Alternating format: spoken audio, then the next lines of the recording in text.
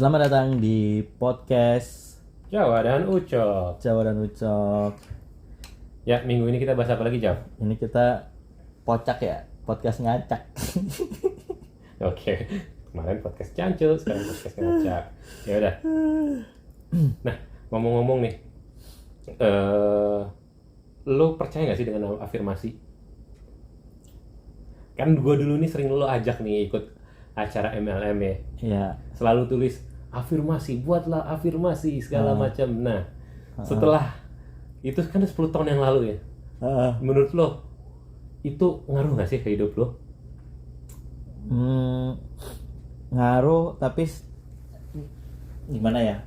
Tergantung sebagai semua yang apa yang kita tuliskan ya, afirmasikan itu kayak butuh proses gitu loh.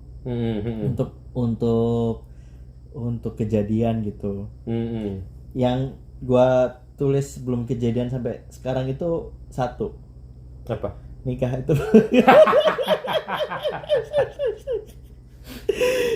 Beda lagi ceritanya. Abis sisanya mah udah hampir semua kejadian. Gua pengen pergi nonton Juve kejadian, gua pengen umroh kejadian, gua mau apa lagi ya, maksudnya udah alhamdulillah udah tercapai, jalan-jalan ke Eropa udah, Terus apa lagi? nonton bola udah, Nonton bola langsung. traveling, Itu apa lawan apa tuh?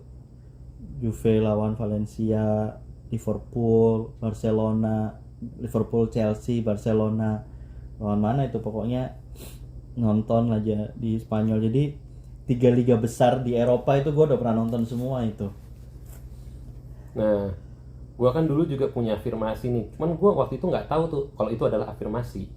Jadi waktu mungkin gua kecil kan, karena waktu kecil kita kan dulu sering kalau malam-malam tuh acaranya agak-agak menjurus dewasa ya, kayak misalnya si Baywatch atau apa. Gue nggak nonton itu, gue nontonnya Ketoprak Humor. Dan kata ngomong, kalau gue waktu itu nontonnya Baywatch kan. Nah, mak gue tuh ngomel-ngomel, oh ini Grand yang kayak gini tuh, tonton nih, bikini nih, teh kemana-mana. Wah, terus gue kepikiran, wah enak nih kayaknya. Dulu pengen punya cewek bule, beda kayaknya, putih-putih.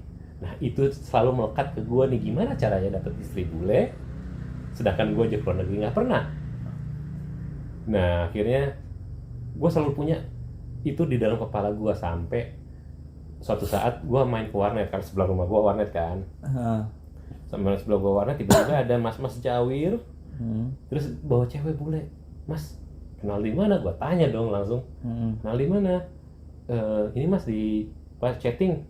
Oh bisa ya? Bisa mas ini. Mulailah dari situ terinspirasi chatting tiap hari dengan orang luar negeri. Walaupun akhirnya setelah berapa tahun gitu ya lulus SMA, lulus SMA, sampai lulus kuliah nggak dapet, sampai kuliah juga nggak dapet tuh. Nah sampai soalnya kan lu lebih suka yang cindo-cindo dulu, ya kan. Terus akhirnya mantan istrinya Aldi Taher salah satunya, ya kan. Terus perlu banget ini Pak dibahas, dibongkar kartunya Pak. Terus Ya udah, sampai suatu saat gue kira waktu itu Facebook belum sebagus sekarang integrasinya. Jadi gue daftar di Facebook, wah apa nih?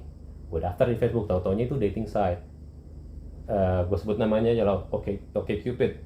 Gak sengaja daftar di Facebook, langsung masuk di direct ke situsnya dia. Bikinlah gue profile sana. Nggak berapa lama kemudian tiba-tiba gue dapet message. Wah, gue kira bot kali ini ya. Tapi pas gue liat, ini bener orangnya, asli. Tumben-tumbenan ya ada yang nyasar. Ya udahlah. Pas gue liat berlanjut sampai jadi istri. Berlanjutlah sampai jadi istri. Nah, padahal apa ya? Itu kayaknya dulu cuman kepikiran aja, nggak ada gue tulis goals atau apa, cuman kayak afirmasi aja. Itu kejadian. Terus gue sampai nulis di kayak kertas gitu, gue pengen traveling ke keliling Indonesia sebelum usia gue 30, minimal ke 5 pulau besar lah. Kan gue udah tinggal gue besar di ini ya, di Sumatera. Dan waktu kecil gue pernah sama bokap gue kalau pulang mudik nih pakai mobil dari Medan ke Jakarta. Udah pernah lah keliling Sumatera lewat jalur lintas timur atau lintas barat, udah pernah lewat. Kalau Jawa ya kan gue SMA di sini, kuliah juga di sini, udah lumayan lah. Nah pas yang kerja itu gue apply untuk posisi di Papua. Jadi pas ditanya, kamu mau di Papua? Mau pak. Tumben-tumben ada yang mau. Tumben-tumben ada kandidat yang mau. Mau pak. Gak apa-apa, siap ditempatin Papua. Siap pak. Oke. Dealnya awalnya pertama Papua, tapi setelah berapa hari kemudian, setelah selesai itu, kamu nggak jadi ke Papua, kamu ke Kalimantan dulu ya. Oh siap pak, langsung aja siap. Akhirnya gue 6 bulan di Kalimantan. Selesai dari Kalimantan, gue dipindahin ke Papua. Nah di Papua inilah paling berkesan nih, kurang lebih 20 bulan lah gue di sana. Nah di Papua ini gue bisa jalan ke Raja Ampat, dan kalau naik penerbangan kan selalu transit di Sulawesi. Sampai akhirnya oh ya udah, gue liburan ke Sulawesi. Jadi gue sama cewek gue liburan dari Makassar, kita ke Tanah Toraja, ke Tanjung Bira, balik lagi ke Makassar. Nah, jadi apa ya? Itu sesuatu yang gue pikirkan dari berapa tahun yang lalu, tapi baru bisa terrealisasi di 2000 ya 13-14an lah. Padahal itu gue afirmasi pas SMA kayaknya. Dan yang kocaknya ya, gue kan sering jalan sama lo lewat pancoran kan, terus lo bilang sama gue itu Cok, Medco Energy. Tapi itu gue lupa itu. Iya, waktu itu kita ke Aldiron apa kalau nggak salah ngambil barang. Aldiron, iya barangnya MW. Iya barangnya MW. Nah, lo bilang ke gue itu Cok, Medco Energy yang punya orang Indonesia, namanya Pak Rifat Manigoro. Wah, keren juga ya. Gue lupa itu. Iya, lu tuh ngomong ke gua, keren juga ya yang punya orang Indonesia ya, perusahaan minyak swasta ya. Ya udahlah, sampai situ tuh melekat tuh, gue pengen kerja di Medco deh suatu saat. Tapi sayangnya gue nggak bilang Medco apa. Nah pas kuliah, gue diajak sama bokap gue ke rumah salah satu direktur PT PN 3 perkebunan kelapa sawit. Rumahnya mewah kan, wih tajir nih orang-orang perkebunan ya. Pas itu ada acara anaknya selamatan lulus S1, langsung manggil Sandi Sandoro untuk nyanyi. Anjir, terus Ya udahlah, gue sampai berpikir apa gue kerja di perkebunan sawit aja ya, kayak gini tajir ternyata yang di perkebunan sawit ya nggak kalah juga lah dengan yang lain. Akhirnya pengen juga kerja di kebun sawit nih. Nah dilalah setelah lulus gue dapat panggilan kerja yang gue bilang tadi, Medco. Wah dapat panggilan kerja Medco, tapi kok ada agronya. Ternyata mimpi gue digabung jadi satu. Gue kerja di perkebunan kelapa sawit yang namanya Medco Agro. Jadi lo hati-hati sebelum menuliskan afirmasi itu, karena suatu saat bisa aja kejadian. Iya, tapi afirmasinya sekarang ini gue belum ada yang kejadian lagi. Terakhir ya, yang kejadian maksudnya yang gue pengen terus udah kejadian tuh, gue pengen punya usaha itu kejadian, walaupun struggling ya. Walaupun struggling banget gitu. Tapi setidaknya kan udah kejadian. Ketahuan caranya gimana. Gitu. Nah, sekarang ini nih gue punya mimpi baru nih. Apa tuh? Kan dari gue kecil, tapi itu bukan impian kecil sih. Cuman dari kecil itu gue itu seneng yang gue tonton tuh selain film kartun itu acara-acara humor, ketoprak humor lah, Sri Mulat lah. Itu kan apalagi kalau ketoprak humor di RCTI dulu itu tuh mulainya jam 11 atau jam 12 gitu. Lu begadang tuh? Iya begadang tuh, cuman itu doang yang gue boleh. Nggak masalah, sama kan gue tinggal sama mbah kakung kan, mbah gue. Nah, gue bisa dibolehkan untuk nonton itu cuman itu doang. Sama Sri Mulat itu juga mulainya malam setelah Dunia Dalam Berita. Dunia Dalam Berita. Habis Dunia Dalam Berita ada acara lagi terus baru Ketoprak Humor, biasanya tuh gitu. Nah gue tuh nonton itu terus sampai jadi sampai terus habis gitu itu gue pindah Jakarta. Gue nonton apa lagi ya, tapi Bagito bakso itu gue nonton tapi nggak terlalu karena sketsa banget gitu ya. Terlalu sketsa, terlalu ini, jadi gue nggak begitu masuk waktu itu. Terus masuklah zamannya OVJ, yang zamannya Iwa Peye. Nah, tapi kan OVJ juga sketsa kan? Iya sketsa, tapi ada slapsticknya gitu. Banyak banget slapsticknya, bukan ada banyak. Kalau bakso kan nggak ada tuh slapsticknya. Iya beda, karena memang mayoritas di Indonesia sukanya dengan komedi yang slapstick. Tapi gue suka Warkop. Ya Warkop kan memang slapstick. Enggak. Tapi ada humor nggak slapsticknya. Ya, maksudnya nggak kayak Kasino nyanyi yang nyanyian kode kan. Tapi bukan masalah kodenya. Maksudnya tetap ada apa ya? Beda lah humornya ya. Beda ininya.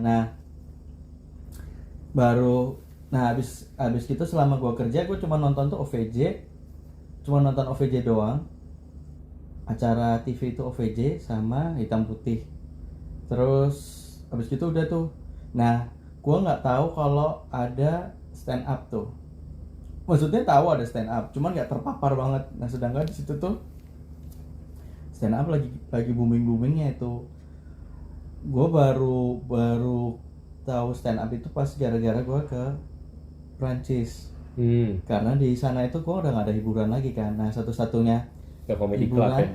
Bukan komedi club. Satu-satunya hiburan gue nonton YouTube. YouTube. Nah, yang bisa nonton YouTube, nah gue nonton lah stand upnya SUCRD-nya Radit gitu.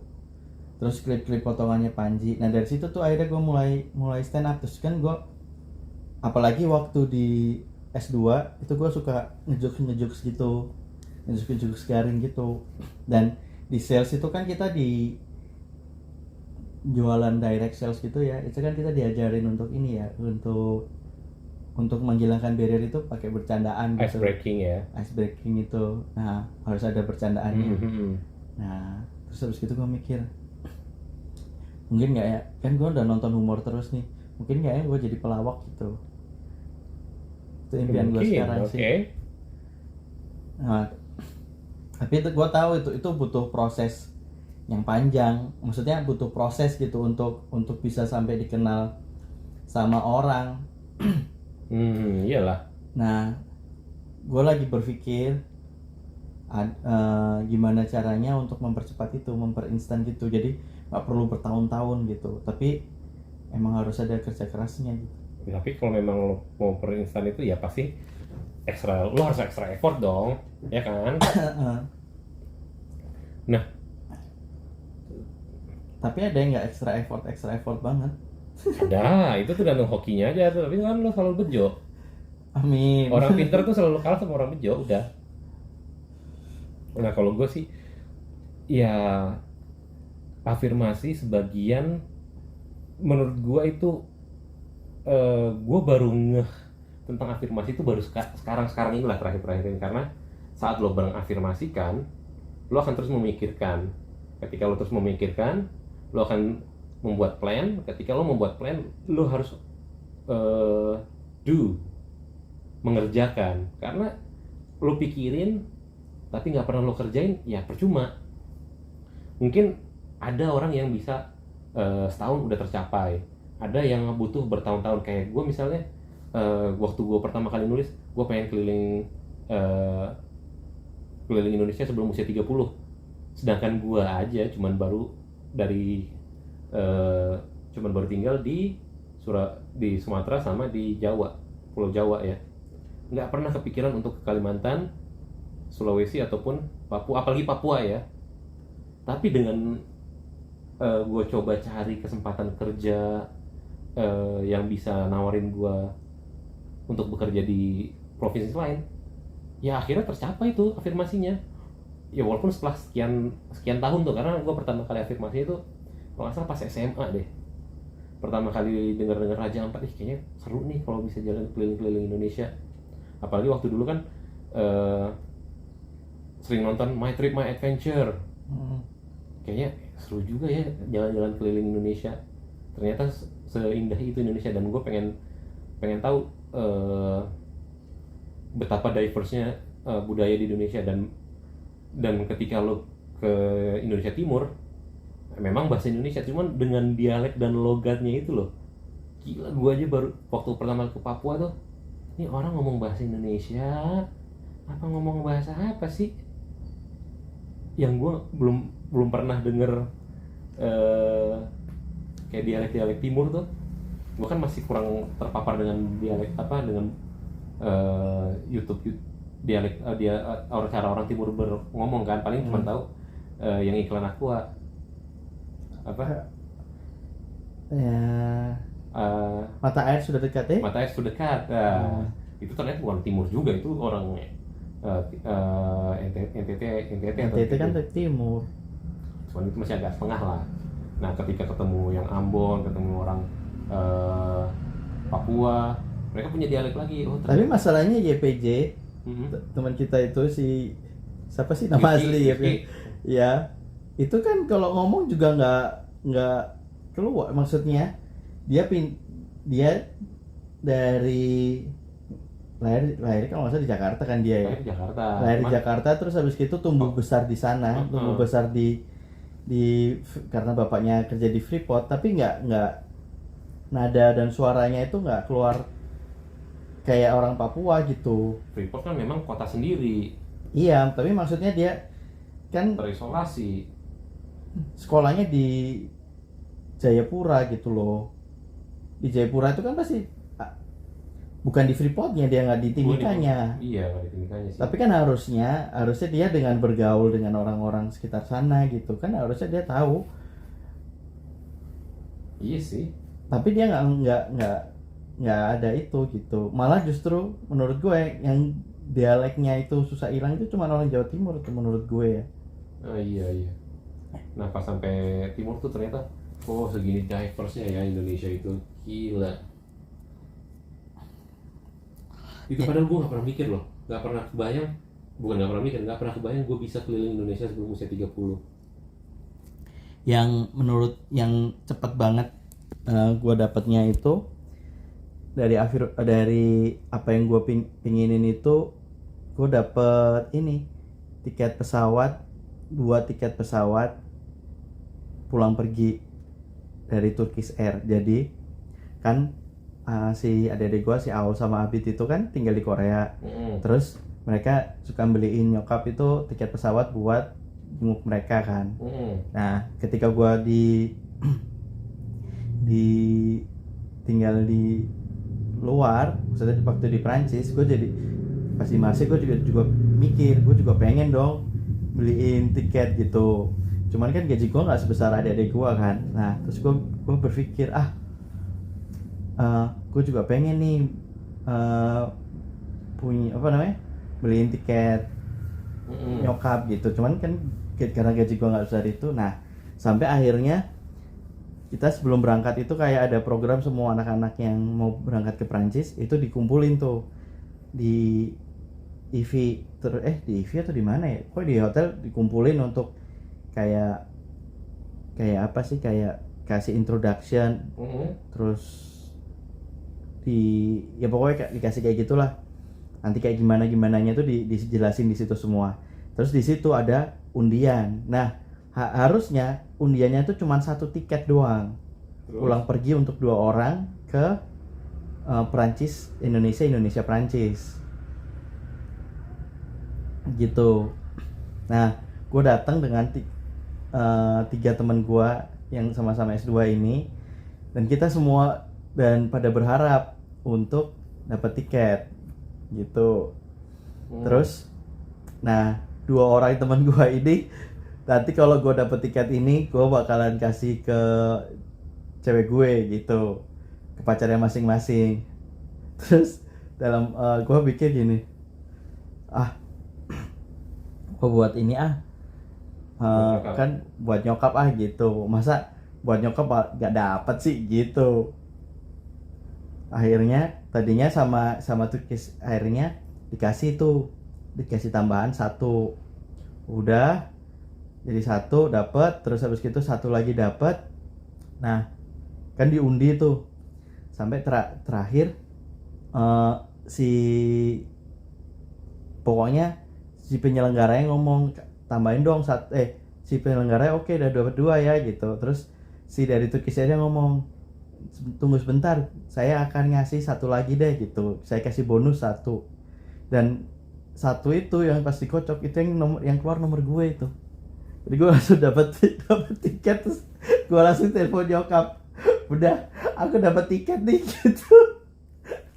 Langsung dapat tiket. Emang orang pintar selalu kalah sama orang beruntung.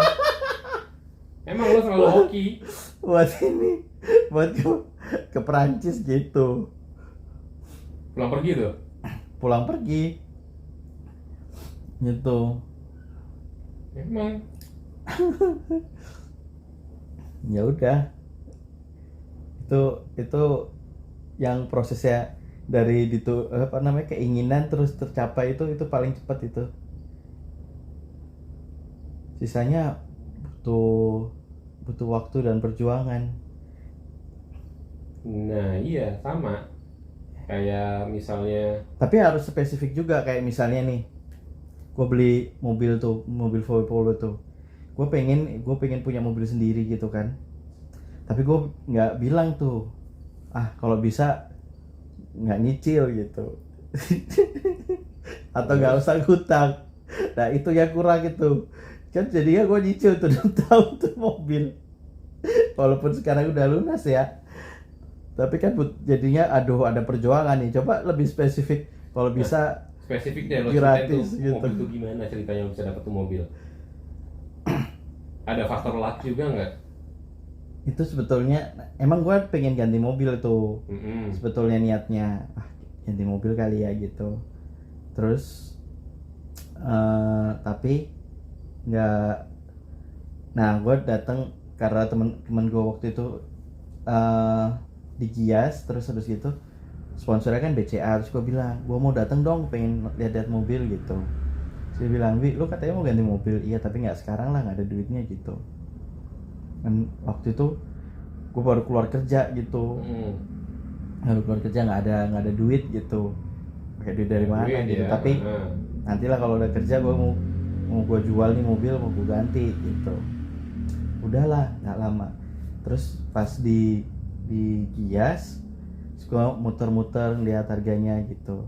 Terus gue bilang apa beride ya, apa ini aja ya, apa namanya apa nanti nge-grab aja, ngegokar gitu. Udah mobil udah keluar, gokar aja gitu. Mikir gitulah. Nah akhirnya pas dia hari pertama gue cuman muter-muter aja. Hari pertama gue datang sendirian tuh, nggak sama teman gue. Hari kedua sama teman gue sih. Tapi gue nunggu di situ, gue harus ketemu bos gue dulu gitu, karena itu waktu itu kerjasamanya udah nggak sama BCA si Giasnya, tapi orang BCA itu sewa tempat di Novotel untuk kalau misalnya beli tapi mau pakainya BCA. Udah akhirnya gue datang ke sana, gue muter. Nah gue ngeliat ini nih mobil VW Polo yang habis di review sama Vitra Air. Gue naksir nih, gue pengen punya mobil Eropa. Nah tapi mobil itu VW Polo dan Golf itu kalau nggak salah itu jadi sponsornya Piala Dunia di tahun 2002 kalau nggak salah. 2002 atau pokoknya pas Piala Dunia aja waktu gua 98 atau antara 98 dan 2002 itu. Terus nah habis lihat itu gua ngeliat dari harga yang kayaknya masuk akal, terus kelihatannya looks mobil ya VW, akhirnya ya udah nih. Pas hari pertama cuman gua solawatin aja tuh. Hari kedua terus orangnya datang, tanyain ini gimana, dapat apa aja dan sebagainya, ngobrol. Terus akhirnya langsung diarahin itu untuk SPK. Terus orangnya nanya, emang kalau ini harus tanda jadi mas, tapi minimalnya 10 juta tanda jadinya. Gue bilang wah nggak ada duit tuh, gue bilang gitu. Nah, terus gimana ceritanya daripada duit? Terus habis gitu temen ini si dia ngomong nggak bisa mas, ya udah nanti ngobrol sama supervisor saya ya, sama bos saya ya gitu. Terus supervisornya akhirnya bisa bayar cuma berapa ya waktu itu ya, 3 juta apa gimana gitu. Terus gue telepon teman gue, ini gimana di ini ada nih gitu, yaudah ntar gampang gue urus gitu deh gitu. Udah jadi selesai dari situ, langsung gue keluar dari kios, niatnya gak beli mobil jadi beli mobil. SPK. Nah itu mobil bulan apa ya, September kalau nggak salah. Gue September otomatis gue harus jual mobil tuh buat mobil gue DP. Nah terus habis itu gue mau jual mobil, nah gue ketemu montir gue mobil gue dulu kan, gue pakainya Suzuki ya. Terus gue langsung nawarin, mas mobilnya mau dijual nggak? Loh pas banget mas, iya nih mau tak jual gitu. Ya udahlah ditawar sama dia 100 juta, akhirnya langsung laku itu mobil 100 juta, jadi anak itu DP. Nah terus diurus sama teman gue kan saat itu, lo nggak ada slip gaji gitu? Nggak ada, orang gue belum kerja. Yaudahlah ntar gue urus lah kata dia gitu. Nggak lama gue dapet kerja. Jadi pas mobil SPK-nya surat ini nih, surat kreditnya keluar, cicilannya keluar, gue pas dapet kerja, jadi bulan pertamanya itu gue udah bisa bayar pakai gaji. Tuh kan orang pintar yang kalau kalah malah bejo. Jadi langsung gitu, langsung dapet nih gitu. Tadinya padahal udah berpikir ini gue harus gokar nih gitu, tapi gue langsung dapat kerja nggak lama dari situ. Emang orang pintar kalah sama orang bejo doang. Lagi nggak pintar coba.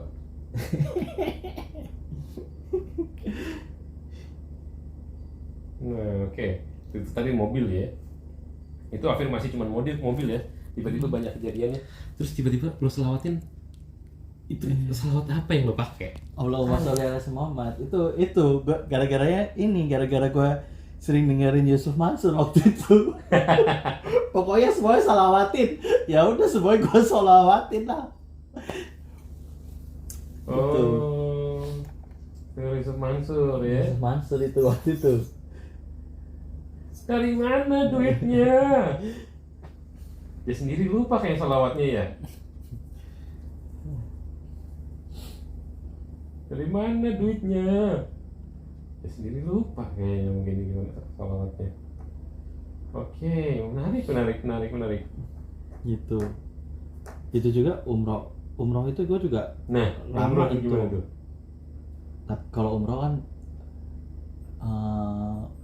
gue emang dari dulu tuh pengen umroh.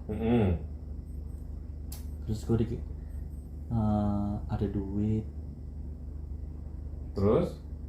Ya lagi kalut lah, pokoknya lagi kalut. Terus gue bilang ke nyokap gue, ini uangnya aku buat umroh ya gitu.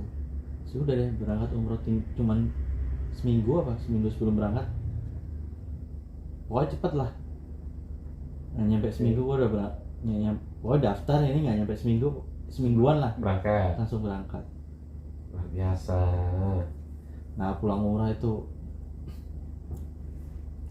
Pulang umroh kenapa? Nah pulang umroh di umroh Gue di WA sama waktu itu, bukan di WA, di WA kayaknya, di WA sama nyokap, mau di line sih waktu itu, di line sama nyokap, mau ikut nggak nemenin bunda ini, ada acara kerja sekalian gitu sama orang-orang kantor. Ya udah akhirnya gue ikut lah ke jalan-jalan sama orang-orang Telkomsel di Eropa itu pertama. Dan habis itu nggak putus tuh, 2016, 2017, 2018. Apa umroh terus tuh? Bukan, ke Eropa terus. Oke. Itu lo salawat juga di sana? Enggak, cuman gue bilang sampai akhirnya gini, ya Allah kayaknya udah deh jalan-jalannya gitu, gue mau kerja dulu gitu. Baiklah. Tapi dari 2013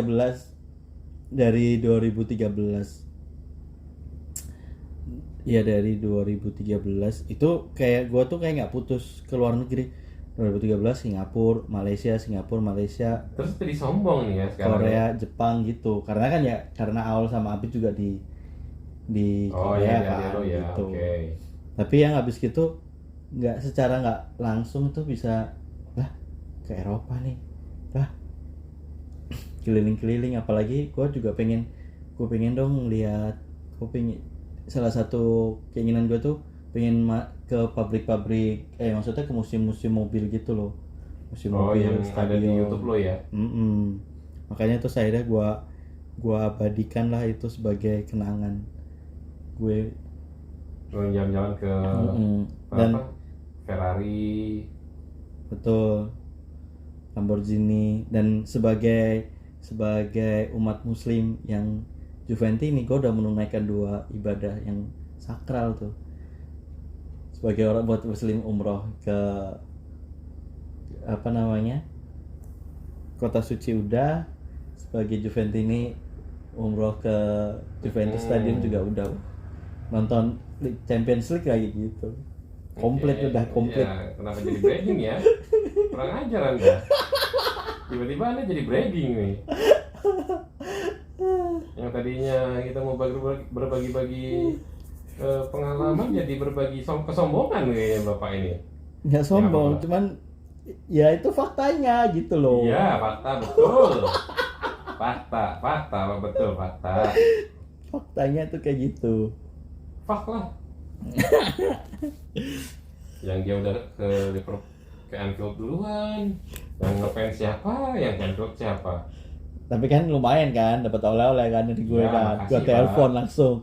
Cok, lu mau apa nih? Mau jaket? Mau apa gitu? Iya, terima kasih Pak. Betul. Gue langsung inget. Coba gue gak inget coba.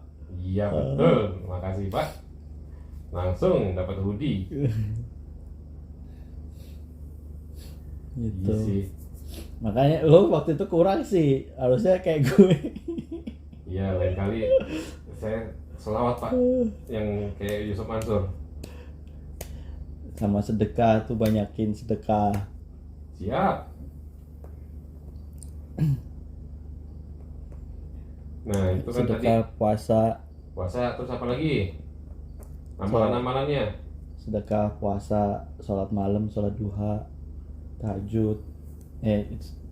Dalam jangka waktu itu tuh gue nggak pernah putus tuh. Puasa, ngantor pun gue, maksudnya gue puasa hampir jadi gue nggak pernah makan siang. Tiap hari itu puasa, sholat tahajud, sholat duha. Orang kantor nggak bilang itu, lo nggak ngirain lo lagi nggak ada duit ya Bi ya? Enggak. Orang kantor udah tahu lo puasa. Orang kantor mikir gue itu kerja buat main-main kok. Oh iya, gimana ceritanya? Gitu. Orang kantor ngira lo puasa cuma untuk ngisi waktu doang ya? Apa? Orang kantor. Iya, ngantor tuh buat ngisi itu. Terus gue kan lagi S2 juga kan. Itu gimana ceritanya tiba-tiba langsung jadi S2? Ya itu kalau itu permintaan nyokap itu. Okay. Maksudnya kan si Aul udah, nyokap juga S2. Terus gue, oh yaudah deh, si siapa namanya, Aul udah S2 gitu, ya udah gue S2 tapi di Indonesia kan waktu itu gue juga ditawarin untuk sebetulnya bareng-bareng nih bertiga ke Korea, cuman gue waktu itu kan enggak, gue pengen S2 dibayar, masuk Deplo terus dibayarin negara gitu. Tapi kayaknya itu, nah itu afirmasi apa impiannya nggak masuk tuh. Yang buat gue jadi kehilangan gue harus kemana itu sebetulnya itu tuh karena nggak lolos Deplo, karena cita-cita waktu kecil gue itu pengen jadi diplomat. Makanya gue ngambil sastra Rusia, ngambil IPS itu karena itu. Karena gue pengen tata negara nilai tata negara gue kan bagus kan. Nggak tahu Pak, walaupun Bapak waktu itu rankingnya saya nggak tahu Pak. Iya, tata negara gue tuh bagus. Karena gue sebetulnya pengen jadi diplomat. Nah setelah tapi tahu nggak sih kan kita ada Kang Aom tuh ngajarin. Terus ada satu lagi yang Sunda itu yang ngajarin kan Kang Aom itu ekonomi ya.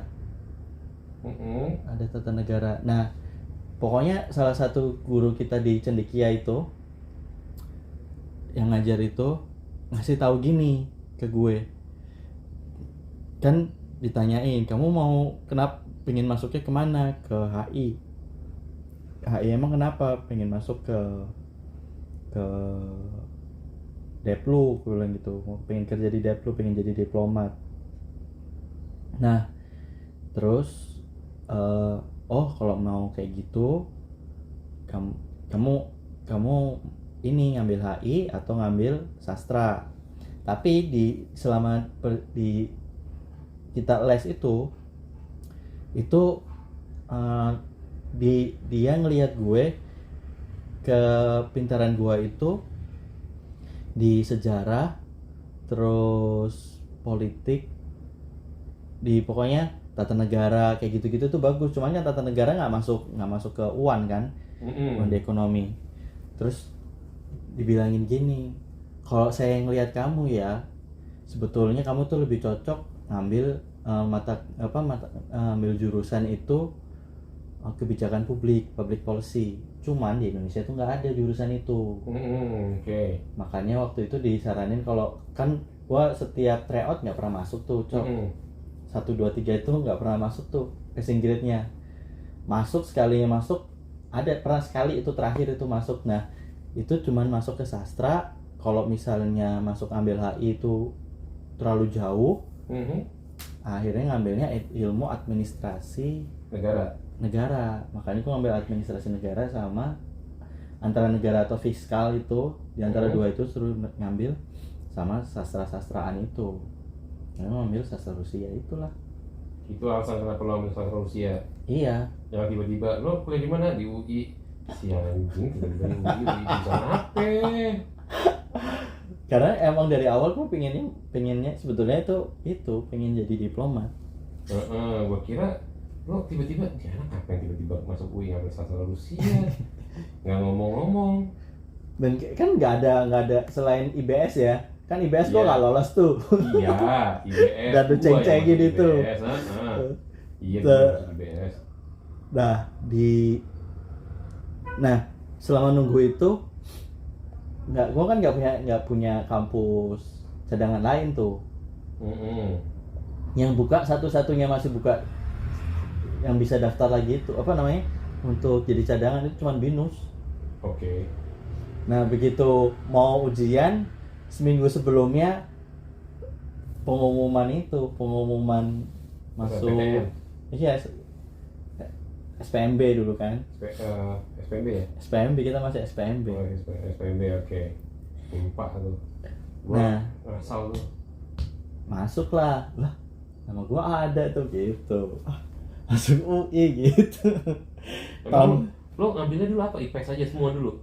Kan kita tuh nggak pernah. IPS? Iya, maksudnya bisa IPC. Iya kan, IPC berat lah. Ada matematikanya ya kan, tahu lah masing-masing. IPS juga ada matematikanya hari pertama. Iya, IPC kan. Enggak, IPS ada matematika, bahasa Indonesia, bahasa Inggris hari pertama. Hari keduanya baru yang IPS tuh, kalau nggak salah ekonomi, sejarah, sama apa ya? Sama Tata Negara kalau nggak salah. Udah. Lupa gue. Nah, lo waktu SPMB isinya apa aja? Kan punya 2 pilihan tuh. Itu administrasi niaga sama sastra Rusia. Niaga sama Rusia. Oke. Kalau gua kayaknya waktu itu terlalu naif lah. Gua ngambil yang pasti grade-nya tinggi semua. Psikologi sama ekonomi. Salah. Akhirnya nggak terima lah. Itu. Jadi tadinya gue berpikir nah kalau itu gue ngambilnya yang yang internasional yang di sini nih, yang di Hang Lekir situ kampusnya. Untuk preparation untuk sastra Rusia. Bukan, maksudnya kalau misalnya kampus cadangannya, gue ngambil BINUS kan. Tapi BINUSnya yang BINUS ini, bukan gabung sama anak-anak kampus lainnya yang bareng Hanif gitu-gitu, enggak. BINUS internasional. Oke, ya. Jadi waktu itu ngambilnya apa ya? TI kalau nggak salah. Pokoknya informatika. Itu kan bisa IPS itu, IPA atau IPS. Kalau computer science itu kan IPA semua. Nah, itu terus sama ekonomi kalau nggak salah. Tapi yang internasional semua, jadi double degree. Indonesia sama 2 tahun di Indonesia, 2 tahun di luar. Kalau nggak salah di Australia kalau nggak salah. Oke, menarik. Gue baru tahu loh. Lo pengen jadi diplomat. Iya, itu yang sedikit mengacaukan. Terus habis gitu gue gue kemana ya gitu. Karena sastra Rusia itu 3-3 kalau lulus alumninya tuh rata-rata kalau nggak masuk ke bank, ke TV, media, either itu media TV, media cetak, pokoknya ke media, jadi jurnalis gitu, jadi campers, atau masuk ke Deplu. Makanya di akhir-akhir gue menjelang lulus, gue ngambil workshop ini jurnalistik GFJA. Oke. Gitu. Berarti ya sebagian besar afirmasi lo tuh tercapai lah ya. Sebagian besar. Iya. Oke, berarti yang namanya afirmasi lo tetap harus memikirkan, lo harus pikirin buat target yang spesifik, bisa measurable, bisa tercapai, lo buat plan, dan lo harus melakukannya sendiri kan? Dan lo harus melakukan, do. Tapi ada yang nggak butuh itu banget. Itu faktor luck lah. Memang faktor luck lo banyak. Itu karena kalau lo ibarat lo kayak Mr. Bean aja. Karena yang jalan-jalan ke luar negeri kan nggak perlu kerja keras banget, orang gitu liburan keluarga. Sama kayak Mr. Bean, orang tiba-tiba dia menang tiket kan kemana? Ya gitulah. Namanya sepintar-pintarnya orang pasti kalah sama orang beruntung. Iya, makanya gue kalau itu pengen jadi orang yang beruntung gitu di segala. Gue dulu kan gue pengen jadi orang pintar, ternyata setelah nonton Mr. Bean, gila, orang paling pintar kalah sama Mr. Bean. Dia beruntung. Gitu. Oke lah. Kita tutup hari ini. Wah, kita kayaknya lama-lama ya minggu ini ya. Iya. Ada yang sejam, ada yang 45 menit. Sampai ketemu di podcast selanjutnya. Bye bye.